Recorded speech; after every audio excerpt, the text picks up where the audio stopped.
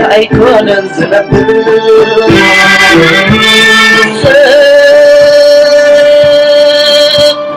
نخبدو طراي أيكون انزلب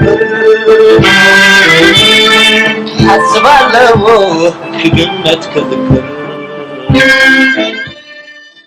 Greetings to all of you wherever you are. First of all, we would like to thank you for your comments, be it positive or negative.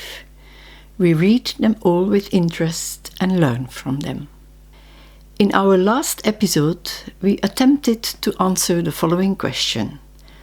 What were the reasons the Eritrean people took arms and fought for 30 years?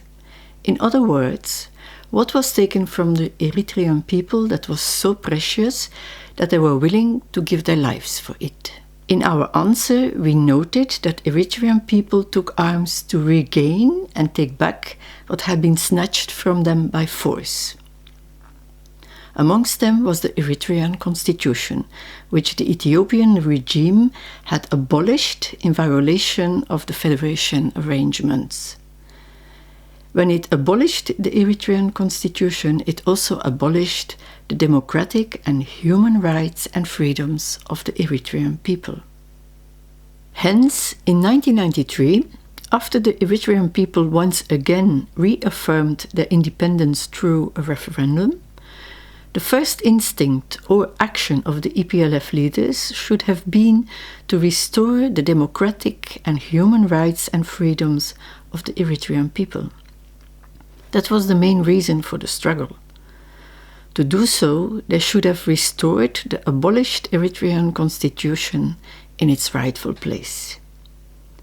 Instead, the EPLF leadership installed themselves as interim government with no checks and balances and no guarantees for the Eritrean people's rights and freedoms. In 1993, a concerned Eritrean asked the interim president, Mr. Isaias, the following questions.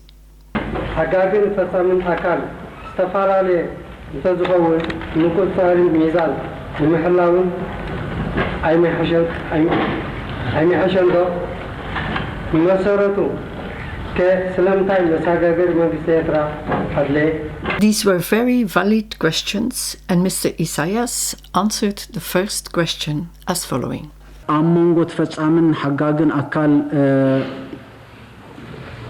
كم زي حجز اللو بايت أوزي يكون زتناس أصل ناي سلطان قدة ويمكففال هاليو يتمقو تصار accountability يكون transparency كم زي هلو نمقبار زخيل ناي مقوصاصر زتفلالي خلت سلطانات كم زي هلو دوي محاشن زبل الرئياتات اللو من اب إيرترا زي هلو قواماوي بوليتيكاو سرعات مسرات زخيل حق منقستي ويقوام كلو سلازلو حدا خابتنا إذا مسجاجر وان كان دعمامات نايز حزبنا نايز هاجرن كأ نايز قوام زمن داف سلازخاتي إذا هلو حاجة منقستي حدا نمقص صار زرقاقص حقاوي سند سلازخانة إذا حدا خابتهم بقدامنا تكتمتو زلوهم قدعاتيو.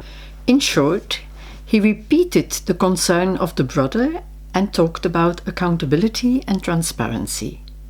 He reaffirmed the importance of the separation of powers between the executive and legislative for transparency and accountability. To do so, however, he told us that we needed to draft a constitution that would serve as a legal document for accountability. It is important to note that he failed to mention an important government's third pillar of accountability. That is an independent judiciary. The fact that he failed to mention the importance of an independent judiciary was not by accident, but by design, as we shall see later. On the second question, his answer was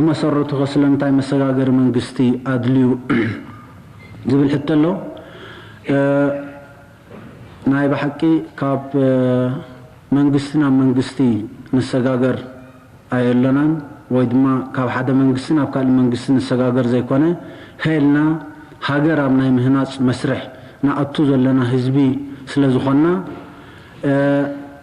ኣብቲ ዝመጽእ ታሪኽ ናይዚ ሃገር እዚ ዝህሉ ናይ ፖለቲካ ስርዓት ከዓ ብመሰረቱ ኣብ ሕጊ ዝተመርኮሰ ሕጊ ዝእዝዞን ዝገዝኦን ስርዓት ክኸውን ስለ ዘለዎ ናይዚ መሰረት ከዓ ቅዋም ወይ ሕገ መንግስቲ ስለ ዝኾነ ብዘይ ሕገ መንግስቲ መንግስቲ ክኸውን ወይ ናይ ብሓቂ ቅዋማዊ መንግስቲ ክህሉ ስለዘይ ይከኣል ሕገ መንግስትን ካልኦት ዝተፈላለዩ ነቲ መጻኢ ፖለቲካዊ ስርዓት ዘድልዩ ሕግታት ረቂቆም ወይ ተጻሒፎም ክሳብ ዝቀርቡ መሰጋገሪ መንግስቲ ወይ መሰጋገሪ እዋን ክህሉ ኣለዎ ስለ ዝተባሃለ እቲ መሰጋገሪ መንግስቲ ተደልዩ ማለት እዩ How long will the constitution process and the interim government last?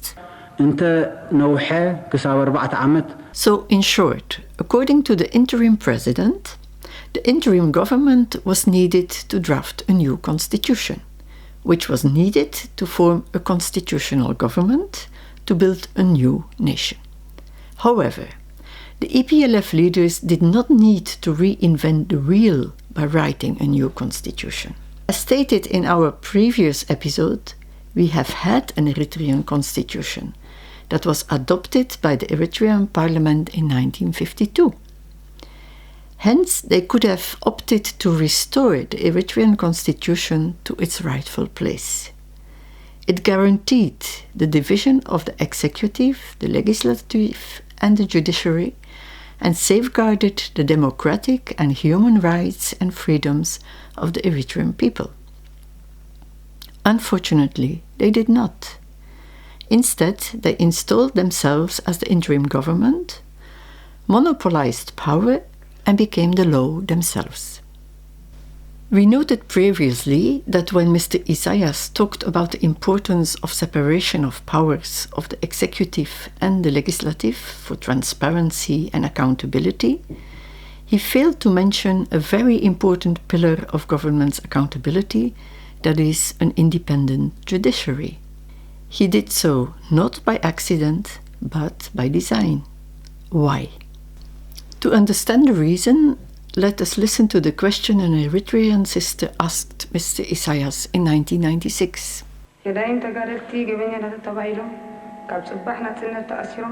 ክሳብ ሕጂ ንኣሳት 5 ዓመት ምስ ቤተሰቦም ከይተራኸቡ ብዘይገለ ፍርዲ ይርከቡ ኣለዉ በደለኛታት ምዃኖም እንድሕር ተፈሊጡ ንምንታይ ብሕጊ ኣብ ቤት ፍርዲ ዘይቀርቡ In summary, the sister told His Excellency that his government imprisoned veteran freedom fighters just after Independence Day without any due process. And she challenged him.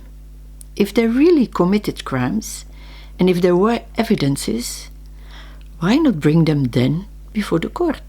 His initial answer was, በመጀመሪያ ዞም ዝበሃሉ ዘለዉ ሰባት ምን ምዃኖም ኣነ ብርግጽ ኣይፈልጦምን እየ ክንደይ ከዮም ብቁፅሪ ብዙሕ ኣብ ትሕቶ ዝበርሀ ነገር የለን Then he recovered his memory and said, ሓቂ ንነዊሕ ግዜ ተቐየዱ ሰባት ከም ዘለዉ ተጋደልቲ ዝነበሩ ገዳይ ምዃኑ ዘይኾኑ ከም ዘለዉ ፈልጥ እየ እዞም ተቐይዶም ዘለዉ እዚኣ ሰባት ኣብ ቤት ፍርዲ በዚ ሕጂ ቆይሙ ዘሎ ቤት ፍርዲ ኣብ ጉዳያቶም ምርኣይ ተጀሚሩ ስድሮ ገለገለ ካብቲ ጉዳያት ውሳኔ ተዋሂቦ ስለ ዘሎ ዝተረፈ እንተለዉ ናብ ውሽጢ እቲ ቤት ፍርዲ ተራእዩ ውሳኔ ክወሃበ As you observed, initially he said he did not know. Then he admitted that there were freedom fighters who were imprisoned for a long time. Then he told us that their cases had been looked at by the newly formed special court.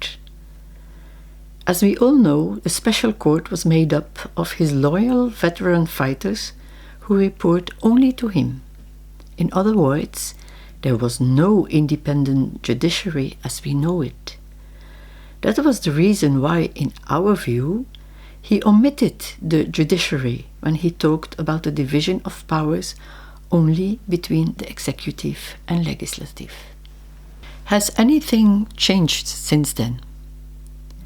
Think of the veteran freedom fighters, such as Bitwadet Abraha, languishing in prison since independence without due process. Think of many of our Muslim brothers who were kidnapped from their homes in Keren and other places, and never to be seen again. Think of the disabled freedom fighters who were killed in cold blood for asking their rights. Think about all the prisons that popped up like mushrooms everywhere in the country, where journalists, political leaders, ordinary people in their thousands have been languishing. Conditions in Eritrea have only worsened since then. Let us think and ask ourselves if these things would have happened had Mr. Isaias and his clique restored the Eritrean constitution in its rightful place. For the Eritrean constitution, as noted several times, guaranteed the division of authorities of the three bodies of government and safeguarded the human and democratic rights of the Eritrean people. Why did they need to reinvent the wheel of drafting a new constitution when we had one that could have been amended?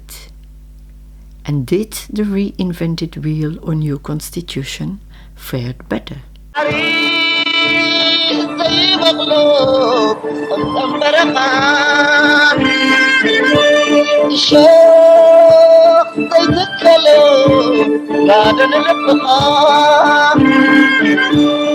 على ما يتكبر راينا بينها راينا خبرها كتولد كلها ببزح سببها كتموت كلها